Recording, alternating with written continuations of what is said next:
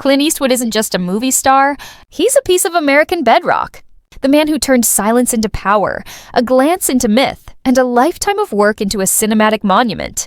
For more than 7 decades, he hasn't only portrayed heroes, he's embodied a certain stubborn, resilient idea of America itself. A solitary figure steady against time's weather. From a kid shaped by the Great Depression to a craftsman at the peak of Hollywood, he climbed with calloused hands and an iron will. More than 70 films, 4 Academy Awards, and that flinty stare the whole world recognizes. Strength, resolve, pride. There's only one Clint Eastwood. His fortune reflects the same discipline. An estimated $400 million anchored not in glitter, but in things that last. Land, buildings, places with roots. There's the Mission Ranch Inn in Carmel by the Sea, rescued and restored from near ruin.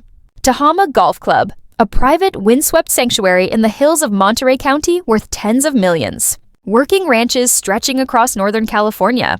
Quiet homes in Bel Air, Sun Valley, and Idaho.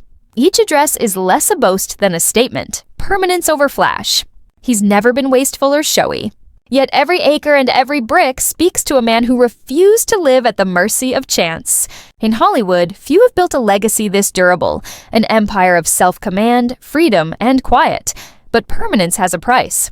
He's the father of 8 children with 6 women, a family that spans decades, cities, and chapters. Fame brought triumph and also took its toll. He has all the trophies, wealth, power, legend.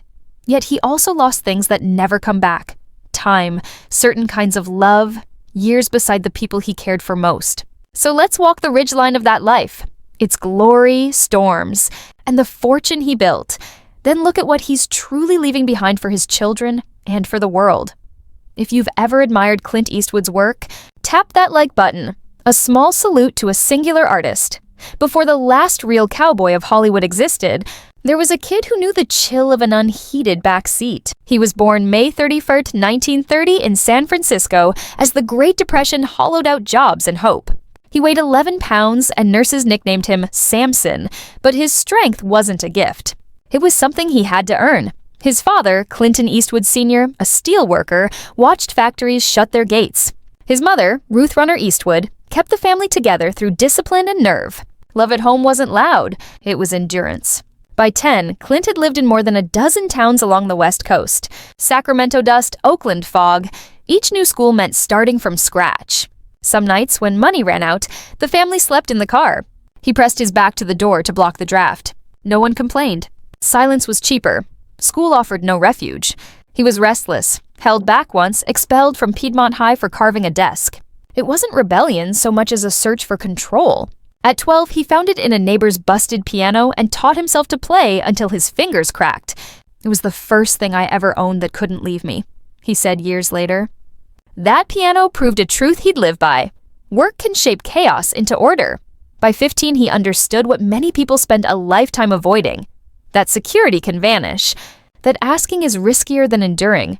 That silence keeps you safe.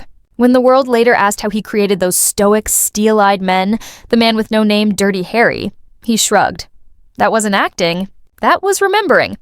It's why, when life finally gave him choices, he built instead of ran. He bought land. He restored what others abandoned. I got tired of moving, he said in old age. So I started building things that would never move again. At 21, he learned how quickly life can be taken.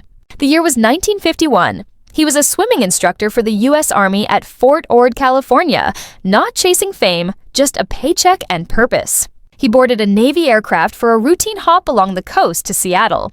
Somewhere over Point Reyes, the engines failed. The plane hit the Pacific like a fist. In the freezing dark, he was just one more body in the water, swimming for shore. No lights, no sirens, just black water and cold that burned. He swam 2 miles, maybe 3, stroke by stubborn stroke. You don't think about distance, he said later. You think about the next breath. He crawled onto the rocks shaking and alive, the stars less distant than before. That night changed him. He learned the only currency that matters is time. On sets he moved fast, wrapped early, refused waste. Friends said he carried time like a tool. He didn't hoard wealth for vanity. He built permanence to defy impermanence. The sea branded him. He would never drift again. Hollywood in the early 1950s chewed up dreamers. He arrived with no connections, little money, and a quiet that casting directors mistook for stiffness. He dug pools, carried lumber, slept in his car when gas money ran short. "Nobody gave me anything," he said. "I just stayed long enough for the others to quit." His break wasn't a standing ovation, it was persistence. In 1959, he landed Rawhide. He didn't speak much, but when he did, audiences leaned in. Silence that once cost him everything suddenly set him apart. Then Sergio Leone sent a lean script with not much dialogue, a fistful of dollars. He nearly passed. Why would anyone care about a cowboy who barely talks? Because silence tells the truth. He took $15,000. The film made over $20 million and detonated a new myth. For a few dollars more in the good, the bad, and the ugly turned that quiet into a signature. Even as fame rose, he felt like an outsider. "I always felt apart," he admitted. The memory of cold cars and thin blankets never left. He didn't chase the spotlight. He built it piece by piece out of patience and restraint. By the 1970s, he had fame, money, power. But what he wanted was freedom. "I was tired of asking permission." He created Melpaso Productions. Small name, seismic purpose. His directing debut, Play Misty for Me, 1971, wasn't safe. It was intimate, unsettling, control and obsession refracted through a life refusing to be managed by other people. Critics split. He kept moving. Approval fades. Ownership endures. He worked like a blue-collar foreman, quiet, efficient, precise. "Time is expensive," he said. He shot in weeks, not months, and poured savings into the next film. In 1992, Unforgiven stripped the Western down to bone. Guilt, loss, redemption, and brought him 2 Oscars. It also made a point. He didn't need permission to make masterpieces. The Bridges of Madison County. $1 Million Baby, $216 million worldwide. Gran Torino, $270 million. Each brick added to a fortress he'd been building since that cold car, independence. He put his money where permanence lives. He restored Mission Ranch Inn in Carmel by the Sea. He carved Tahoma Golf Club into 2,000 acres above Monterey. Ranches across Northern California, a home in Bel Air, another in Sun Valley, Idaho. Not indulgence, insurance. "I moved my whole life," he said. "Now I build things that stay." His net worth climbed beyond $400 million, but he measured wealth in mastery, not medals. On set, he led with a nod, a pause, a whisper. Crew members said it felt like filming inside a heartbeat. Steady, deliberate, no wasted words. In 1953, at 23 and broke, he met Maggie Johnson, a steady, intelligent woman who believed before anyone else did. Folding chairs, secondhand furniture, piano notes in place of roses. When Rawhide exploded in 1959, it should have been their shared moment. But fame stretches time thin. Calls shortened. Distances widened. "Fame doesn't change you," he said. "It shows what was already there." He was torn between safety and freedom. Maggie held the home together, raising Kyle and Allison while rumors gathered like weather. Some children learned his name late. Others grew up under his shadow, but not always in his arms. Kimber, born in 1964 to Roxanne Tunis. Kyle, 1968, and Allison, 1972, with Maggie Johnson. Scott, 1986, and Catherine, 1988, with Jocelyn Reeves. Francesca, 1993, with Frances Fisher. Morgan, 1996, with Dina Ruiz. And Lori Murray, born in the 1950s and adopted, reuniting decades later without drama, only recognition. The family tree is a mosaic, beautiful, uneven, human. "He wasn't cruel," a friend said. "He was just somewhere else." If his films showed tender, protective fathers, life didn't always match the script. Maybe it wasn't a lack of love so much as a lack of language. Maggie never waged war in public. She bore it with poise, kept photos of all the kids, including those not hers, tucked away. Their marriage ended in 1984 with a $25 million settlement. No scandal, just 2 people who'd run out of time. For Clint, the silence after was loud. His movies began filling with flawed fathers and haunted men. Tightrope, Unforgiven, $1 Million Baby, confessions in shadow and light. "I wanted to understand," he said. Maybe what he sought wasn't meaning, but mercy. If Maggie steadied the climb, Sandra Locke met him at the summit and watched him begin to fall. They met in 1972. The attraction felt inevitable. 14 years of partnership on screen and off. The gauntlet, Bronco Billy, sudden impact. To the public, they glowed. In private, two damaged souls tried to save each other. He protected by directing, financing films, shaping choices. Generous? Yes. But gradually a cage. Then came heartbreak. Pregnancies that didn't become life. Choices made under pressure. For her, it was grief. For him, a frantic attempt to keep control as the ground shifted. As he moved on with Francis Fisher and a daughter, Francesca, Sandra shattered. She sued, not for spectacle, but acknowledgement. He settled quietly. The wound never closed. Years later, asked if she still loved him, she whispered, "I kept waiting for him to say he was sorry." The apology never came. When Sondra Locke died in 2018, he said nothing publicly. Those who knew him saw the devastation he didn't voice. Some things even a director can't restage. "There are ghosts Clint lives with now," a longtime collaborator said. Sondra is one of them. Late in life came a surprising piece. Her name was Christina Sandera. They met at Mission Ranch in the early 2010s, where she worked as a hostess. No red carpet, just two people crossing in a quiet room. By 2014, she'd moved in. She didn't want to fix him or chase his fame. She offered something rarer: stillness. With her, he said softly, "I finally stopped chasing ghosts." For nearly a decade, she was the rhythm of his days. Meals at sunset, walks along Carmel's shore, piano in the evenings. Then, on July 18, 2024, Christina Sandera passed away at 61 from cardiac complications. No press parade, only a simple statement. Christina was a lovely, caring woman, and I will miss her very much. Neighbors noticed the blinds stayed drawn. The piano went quiet.